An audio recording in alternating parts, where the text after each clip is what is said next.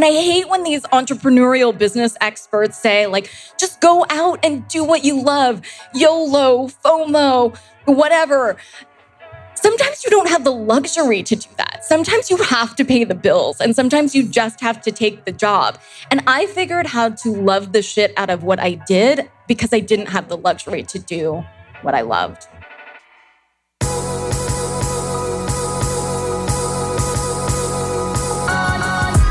You're listening to the Almost 30 podcast, hosted by Krista Williams and Lindsay Simsick.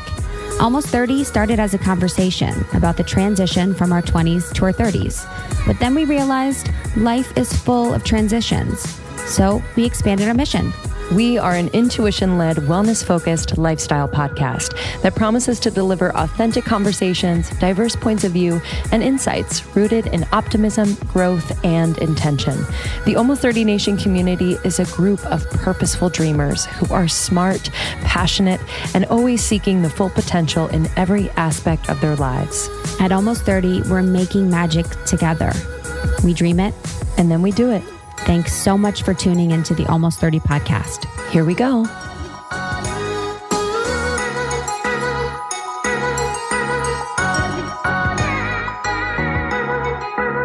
Welcome to Almost 30 podcast, everyone. It's Lindsay and Krista, and we have a special bonus episode for you this week. We were live from the Propel Collabs Fitness Festival in LA this summer, the fourth year of one of the biggest fitness festivals out there, and it was a blast. We love this event because it's a place where we all can learn, we all can grow, inspire, and celebrate fitness and wellness together.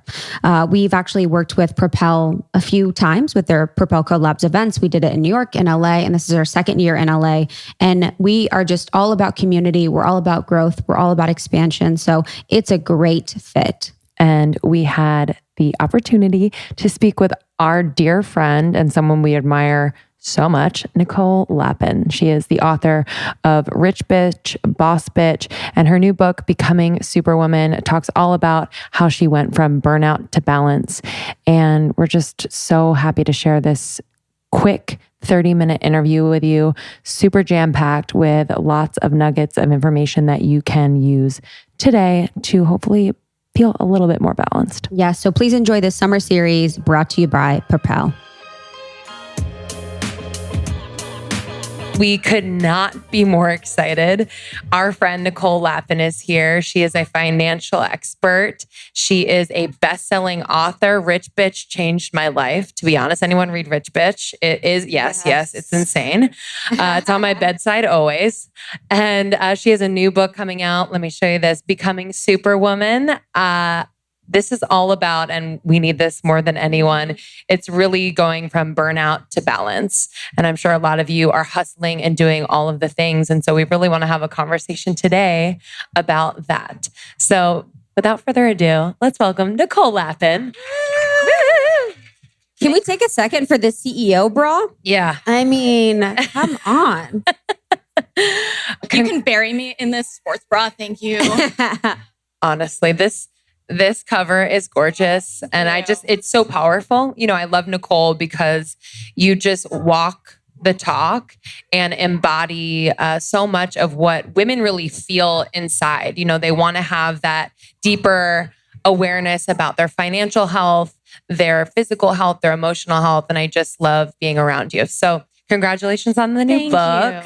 I'd love to kind of start with the burnout or a few burnouts that really inspired this book. Well, Becoming a Superwoman is not Superwoman, the character. It's becoming super space woman. And I think the idea of trying to do it all and be all things to all people is creating breakdowns and burnouts like never before.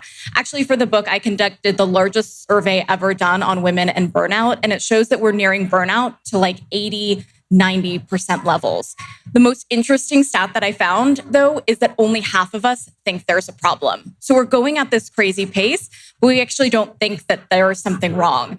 And so for me, I experienced a burnout and then breakdown after the launch of my second book. And I really needed to rethink everything. I really needed to rethink how I was working, how I actually worked smarter, not harder, because we hear that all the time. And I'm like, how do you actually do that?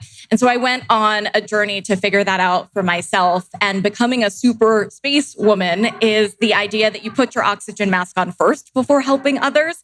And if you are all things to all people, you're nothing to yourself. And I think self-care is the biggest asset or liability to your career. I think you can network your ass off, you can go get your MBA, but if you're not good, if you're in the psych ward, if you are unable to get out of bed because you're depressed, then that's going to affect your career by canceling everything more than responding to emails in the middle of the night ever will.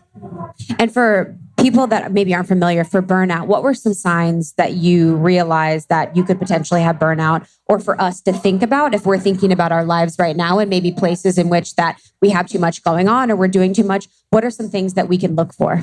It's really the litmus test is if you go on vacation and you come back and you don't feel rested and you don't feel motivated and you feel like you still don't want to go back and crush it. And if you're normally in that sort of crush it zone, then coming back from some time off and still feeling that way is one of the biggest signs of burnout. And it's actually a condition now by the WHO. When I first started this book 2.5 years ago, there wasn't this whole lean in backlash there is right now. I tell women to lean the fuck out. I'm allowed to say fuck, right? Fuck. I said bitch at the last one and was like, I don't know if this is a brand. So lean the fuck Mike, out. we can say fuck, right? Cool. Yeah. Okay. Mike says we can. I'd love to know, I just feel like you wear so many hats as well, you know, whether it's in business or in your personal life. So I'd love to dig in there and really talk about how your self-identity relates to burnout or balance, you know, where you felt that to be out of whack at different points in your life, because I think we can identify so much with that one thing, like we're podcast hosts. And, you know, sometimes that's the only thing we think we are, and we don't allow ourselves to express ourselves in other ways. So what has been your experience? The biggest thing I realized, and I started my career when I was 15, I grew up in an immigrant family. I'm first generation American. I didn't have a silver spoon in my mouth. I barely had a spoon of food in my mouth growing up. My father died of a drug overdose when I was 11. My mother pieced out. And so I had no other choice but to start working early on. And I worked my way up very quickly, old school. I didn't have any connections. So I started at the bottom. Now we're here. And I became an anchor on CNN when I was 21, which was my dream job in my life. I said to little stations across the country that I started working at Lexington, Kentucky, Sioux Falls, South Dakota, like back in the day before YouTube was a thing and you could skip all of those steps. I said, if I could say Nicole Lapin CNN before I die, I'll die a happy woman. And getting there when I was 21 was one of the best and worst things to happen to me, because then I kept raising the bar. Then I was like, okay, well, then I'll be happy when I get to this job or to that salary. And then when I wrote my first book, I was like, well, if I just get a second New York Times bestselling book, and then that wasn't enough. And you never get your brain to the other side of happiness. And so studies have shown that happiness creates more success, not the other way around. And so we really have to break this cycle of I'll be happy or I'll be balanced when we are there. There's no more there. There is now. Very Buddhist too. They have the if then. Om Shanti. Yes, Om Shanti. They have the if this will happen then. And if you have that way of thinking, you're never going to be happy. For when you were, so young at CNN and you're on the news and you are making your way in a space that, maybe didn't always feel like it was made for you. Can you talk about imposter syndrome? I think all of us experience it at different times in our life, whether it's with our career or in new situations or doing something new. So I'd love to hear about your experience with that. I still feel it. And that's the truth. And you guys know me. I never lie to you. And I would be lying if I said I cured my imposter syndrome. I don't think it ever goes away. I don't actually think that balance ever is a thing that you find and then are done with. I think that's ridiculous. Balance, of course, can be a noun and a verb. I think of it as a verb. Like, it's not something that's hiding underneath the yoga mat. It's not something that's hiding behind the tree and you find it and you're done. It's constantly in motion and it's something you constantly need to work on. And the same thing goes with imposter syndrome. So at CNN, I never thought my badge was going to work when I went into the CNN Center in Atlanta. I was like, oh my God, they're going to find me out. They didn't realize that I'm so young and they didn't do a background check. But the truth is I went and I auditioned and there was like a 3-month-long process of testing and focus grouping and all sorts of stuff. I deserved to be there. I just was convinced that my badge was going to magically stop working. And it never did. Every day you're like, yes. And even when I started, when I was 18, I started in business news, not knowing jack shit. I'm allowed to say shit too. Yeah. Thanks. We'll just cover the gamut of all of the cuss words to see if they're good.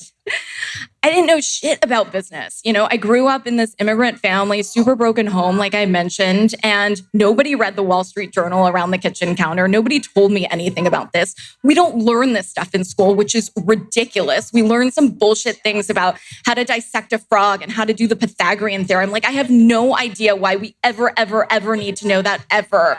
We don't learn how to do a budget. We don't learn how to do our taxes. We don't learn how to do a business plan. And so instead of burying your head in the sand and saying like, well, I didn't learn it, so sucks to suck. You know, I was confronted with it face on because I just needed a job. So when I was 18, I got a job on the floor of the Chicago Merc as a business reporter. I wanted a job in local news and they said, well, we don't have something there in Milwaukee. I thought that was like the end all be all. But do you know anything about business news? We just started this new show. And I was like, absolutely. I love business news. And I totally faked it till I made it because I needed a job. And I hate when these entrepreneurial business experts say like, just go out and do what you love. YOLO, FOMO, whatever. Sometimes you don't have the luxury to do that. Sometimes you have to pay the bills and sometimes you just have to take the job. And I figured how to love the shit out of what I did because I didn't have the luxury to do what I loved. Yeah, I think from our interviews, like with you, that was one of the most impactful things that I got was that no matter the job or career situation that you're in, and I know it's easier to say, I was in the corporate world for 8 years, and I don't know if I did as good of a job of this as I could, but finding the positive parts of the situation. Maybe you get to work from home Fridays. Maybe you love your lunch crew. Maybe there is the opportunity to take walks at lunch. I think there are places in which we can find the benefits of what we're doing, because if we move into a better situation, we're more likely to find better things there too. Totally. I wanted to be a writer when I was growing up. I started as an English major, and then they told me like, you might need to make some money in your life, and poets don't really make money. And then I went into journalism and made $17,000 starting off. So I definitely chose the wrong industry for that.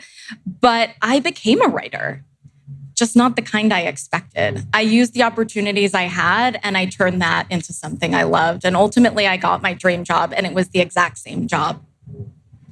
How did you build those relationships as you were gaining more experience, moving up? Like, what were key things that really created relationships where they saw you for you? And I also want to say, like, that is what I would think and assume is like a male-dominated industry in the financial world. If you're on like the floor of the New York Stock Exchange, like there's just a lot of things that might be working against you. So how did you really stand your ground confidently and create those relationships? I don't know if I did it great. I started with teasing my hair and wearing shoulder pads. That works. I was like, this is gonna get me to be taken seriously. Gravitas, here I come. And I wore maxi pads under my armpits because I was like so scared that people were going to find me out. I was like sweating like a truck driver. I mean, I was nervous. And I remember when I first started on the floor, because I didn't know anything about business, I tried to use these active verbs that I learned in journalism school. They want you to use like super flowery things to be descriptive. And so I remember I got a story by Gillette that was owned by P&G at the time, and they were coming out with a new razor. And I just wrote this story about the new razor because I didn't know exactly why I was doing this story. It seemed odd to me. Like I wanted to be Christiane Amanpour, and here I am talking about a new razor that whacks off hairs as close to the skin as ever before. And I said this, and I was so happy with my use of active verb. And my boss calls me in, and he's like, "Lapin, watch this tape." I'm like, "Did you love my active verb or what?" And he's like, "You just said whack off to an audience of men." I'm like, oh my God, I didn't even think about that. I didn't even know why we were doing this story. Like, I need new pads. Right? More maxi pads, please. And new products move stock. And that's why we were doing the story. And I didn't even know. And I said, "You're right. You're the boss. You're the boss." And he said to me, I'll never forget when I was 18, he said, "No, you're the boss. I'm not there with you every day holding your hand on the floor of the exchange. I'm not picking out your active verbs. You are the boss of you." And at that point, I was scared as hell. And then fast forward about a decade later, I was anchoring the morning show on CNBC.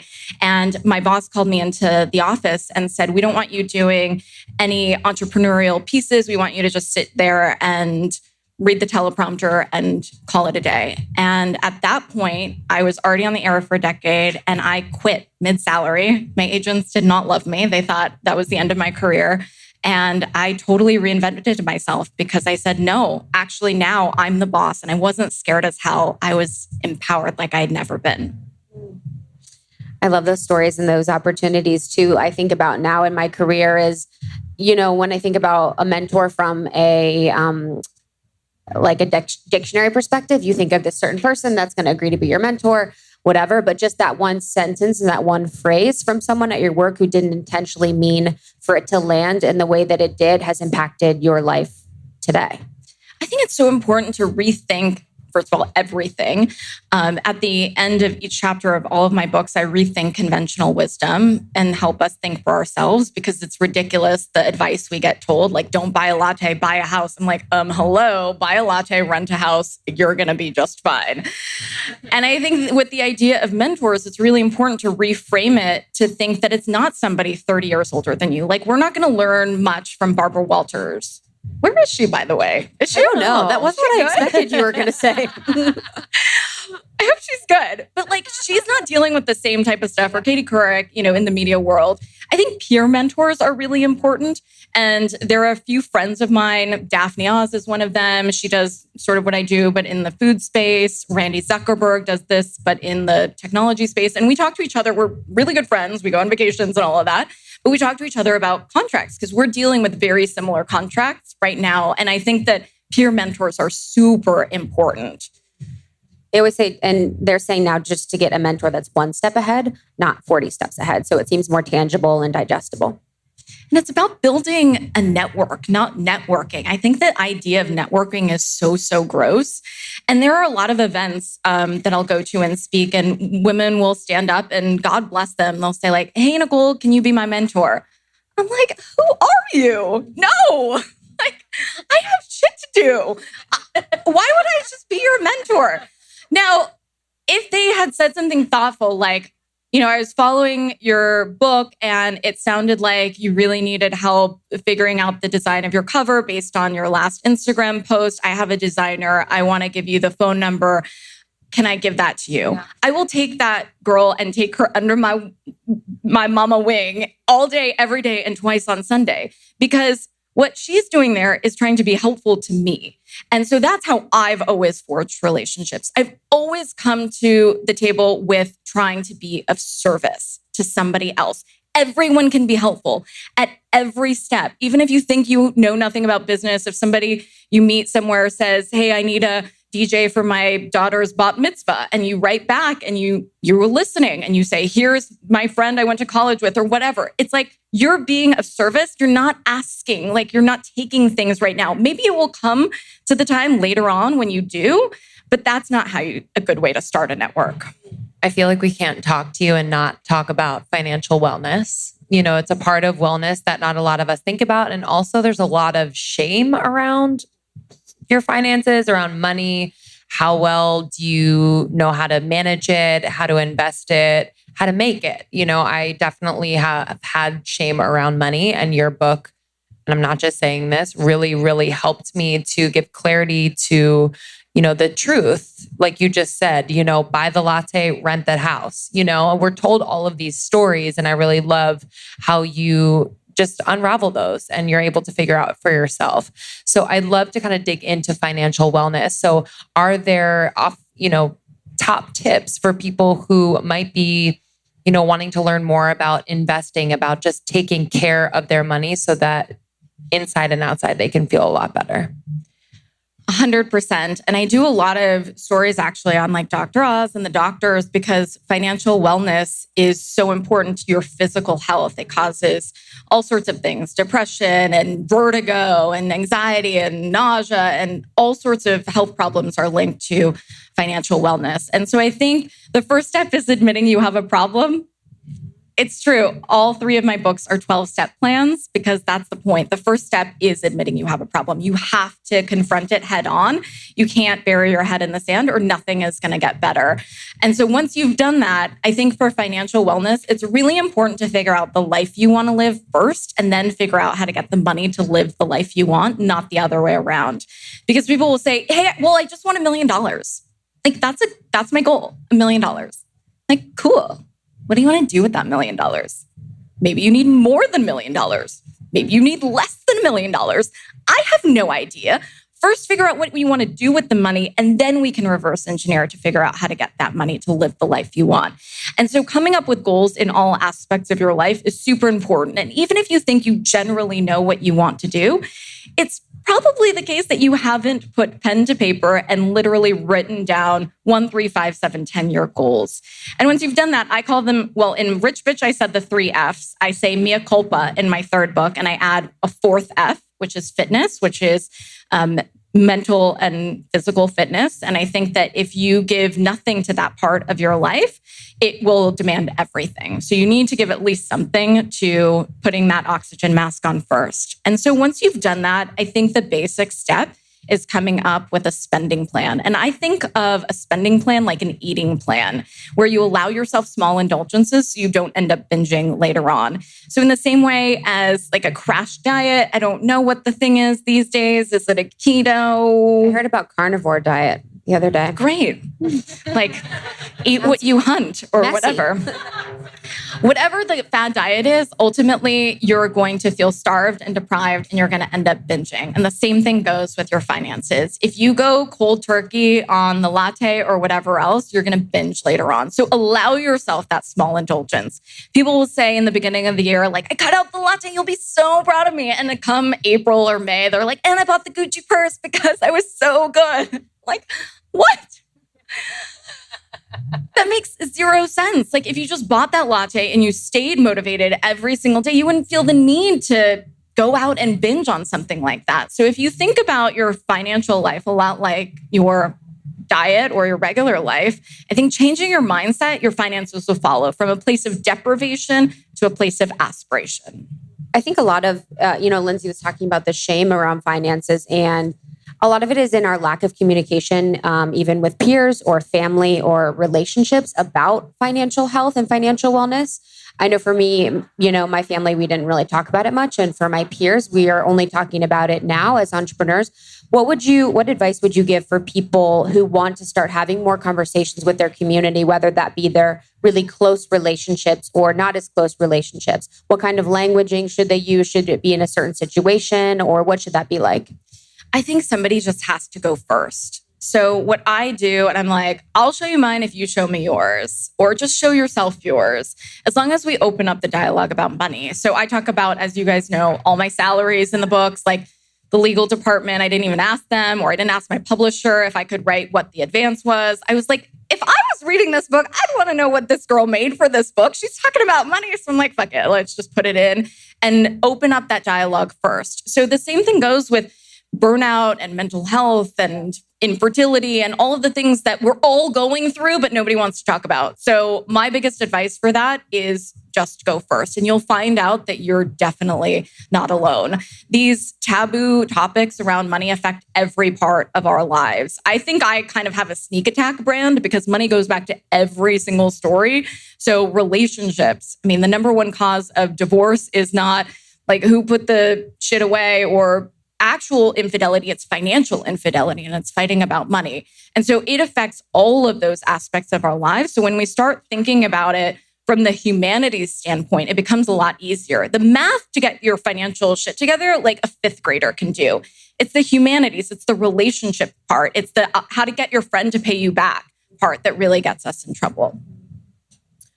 I'm curious what role slowing down has played in your ability to kind of come out of the burnout and find relative balance. We've been talking a lot about slowing down, whether it's in our physical fitness and doing more like yoga or slow walks and not doing the HIIT workouts every single day, to just getting more sleep, or to, having nourishing conversations that are slower and not about fast business. So how have you done that? It's actually gotten me more success than I ever could have imagined by working less and working smarter and working more intentionally and being laser focused and realizing that a meeting with myself is a meeting. I used to have my workout at like 7 a.m. or 8 a.m. And if I had a breakfast meeting that there was an opportunity to have, I would say, of course I'm available.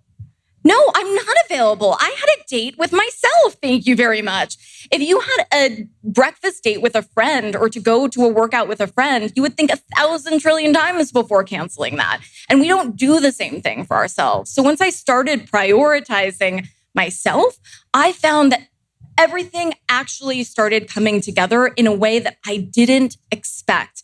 And I created a system for balance that's kind of like the Weight Watcher system that ended up working for me. And I'm creating a journal that comes out with it to help just connect the dots between what your goals are and what you have to do during the day. And it's super cathartic to check everything off and just cross it off in as many things. But that's actually not the best way to get you to your goals. There is a way to thoughtfully procrastinate that has helped me leaps and bounds. If I look at something and I'm like, this doesn't serve me or get me to my goals, I will procrastinate that and not feel bad about it because I'm doing it with intention. I'm doing it because that's not going to, connect me to what my career goals are or my personal goals are or whatever. And your personal goals can be anything. If you just want to find a boyfriend and on your to-do list is like, check Bumble or whatever, like that's a good priority then. That gets you to your goals. And balance looks different for everybody at different points in their lives. So the girl who's at her desk, basically sleeping there all night, working her ass off, she's definitely not balanced, right? I don't know. Maybe for that point in her life, she's prioritizing career, and that's okay. I think it's really important to forgive yourself for what you're not focusing on. But first, to do that, you have to figure out what you are focusing on.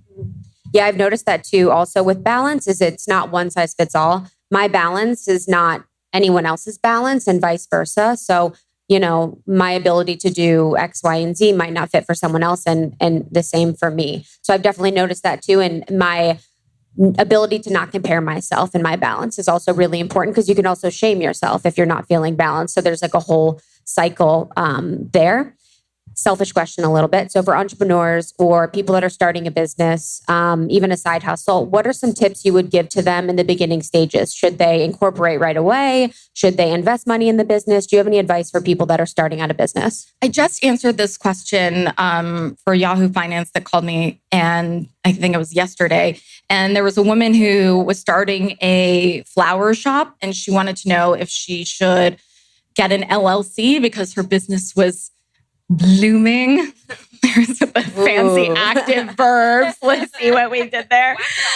All right. And I said, it depends. I mean, an LLC protects you because for her business, and this is how a lot of entrepreneurs start out, they just use their own money. So they're sole proprietorship and they're spending money out of the same pot that they're making their salary in, right? And then you get to a point where there's kind of high-class problems because you're making enough money to even have these things to consider. What kind of entities should I have? I mean, you're not not selling any flowers and then thinking about this. You're doing it because you're doing an awesome job. So that's great.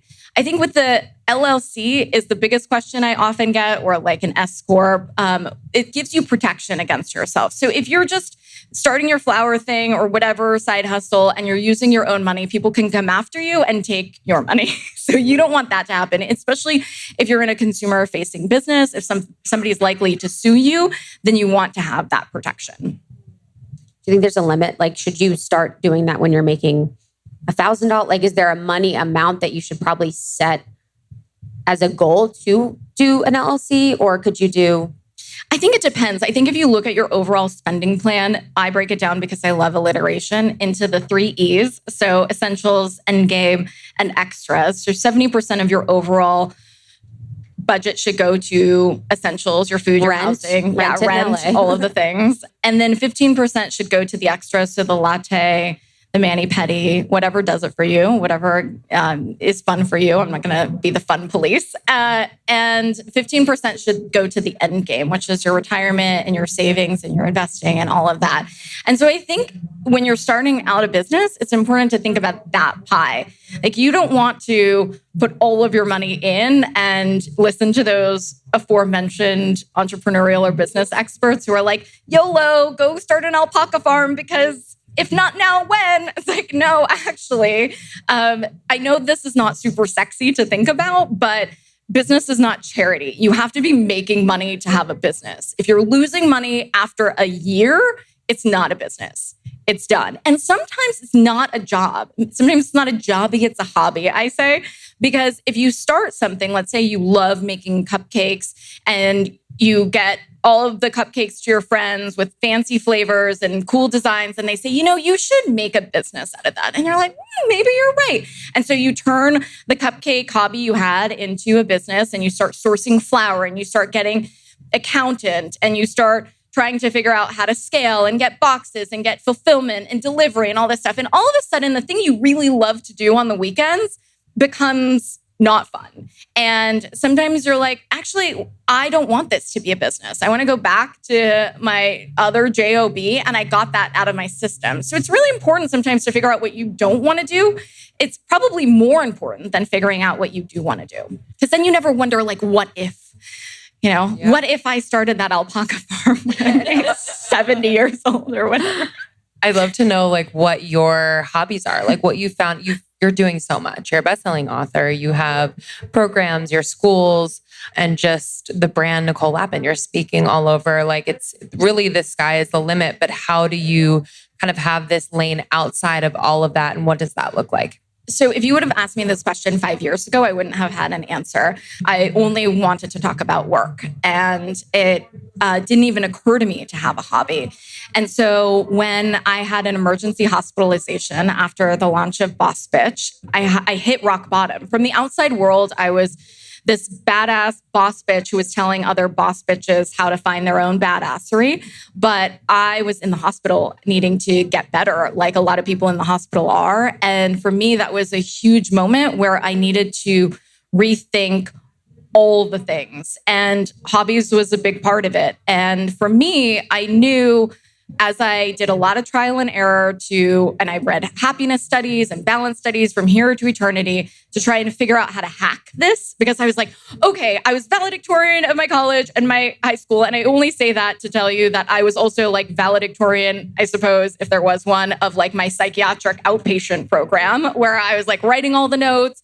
And I was in like dialectical behavioral therapy class and like trying to figure out how to actually do this, because I didn't want like some woo-woo answer and like go hug a tree and drink like, echinacea tea or ginger. I don't know, whatever you guys. So whatever you drink. I have suggestions. I would love those suggestions. But then I realized like that wasn't the step-by-step process that I needed at that point. It was more than that. And so for me, trying to hack that just came back to breaking it down into baby steps. And meditation didn't work for me by like sitting in a pose or whatever and like paying for a class or paying for Headspace. Like that didn't work for me. So what I realized was meditative was taking random classes. So I started taking like latte art making and tomahawk throwing and archery and like dream catcher making class, like whatever random stuff I could take, I signed up for it. And what I realized is that was meditative to me. Just the repetitive motion of doing something made me forget everything else and really focus on that. And that became my meditation. And so I tried to rethink what this looked like for me. And then I continued on with that. I took an improv class, which is definitely not something I ever thought I would do. I learned a lot about life from improv. Also, improv is super, super hard. There's a whole improvisational manual that I took at UCB when I took the class there, which is no joke. Like, it's actually really hard to be funny, even though I think personally I'm hilarious. I guess I'm the only one. It's figuring out who you are, where you are, and what you're doing in the first 4 lines of a scene. And that has come to have a lot of meaning for me in life, because those are really important questions that not only do you have to answer for yourself, but you have to get to the audience in those first 4 lines. And so it's showing that you can create your cohesive narrative for yourself, but also be able to articulate it. Because studies have shown that women who create cohesive narratives for themselves and their lives are more likely to be successful. If you can accurately articulate, hey, what do you want to do in 5 years, 10 years? If you're just like, world domination, that's not an answer. If you have very specifics, you're more likely to get there. Yeah, that's so important, just to be able to clearly state your goals. And it's kind of like the manifestation, the beginning processes of manifestation. This has been amazing. You did so good. Where can our audience connect with you and learn more? You're amazing. Well, we are having an event, which is so exciting. We didn't even ask her. Come hang out with us. Yes, September 12th, we're going to be doing an event with her on her new book, Becoming Superwoman. It's at the Riveter in West LA.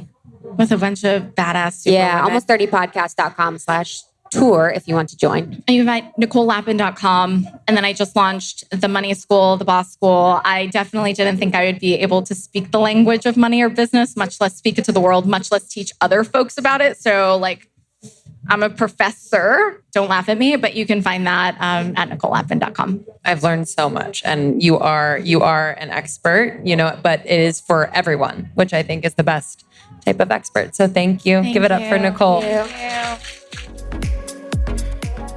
Thank you so much for tuning in to the Almost 30 podcast live at Propel Collabs this summer in LA. We will see you on the next one. You can connect with us at almost30podcast.com and almost30podcast on Instagram.